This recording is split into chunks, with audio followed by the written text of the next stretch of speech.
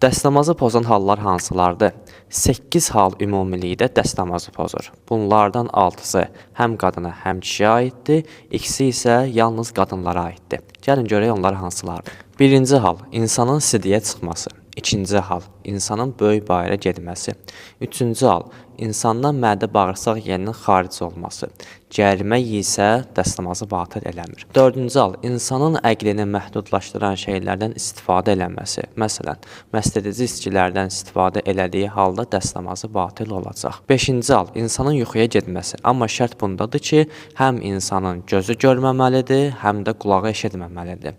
Amma gözü görməsə, qulağı eşitsə, yəni mürci halında insanın dəstəmazı batıl olmur. Altıncı hal, insanın cənabətli olması. 7 və 8 isə yalnız qadınlara aiddir və onların boynuna qusulun gəlməsi ilə dəstəmazları batıl olur. Videonu save edib digərlərinə göndərin ki, hər birimiz məlumatlanaq.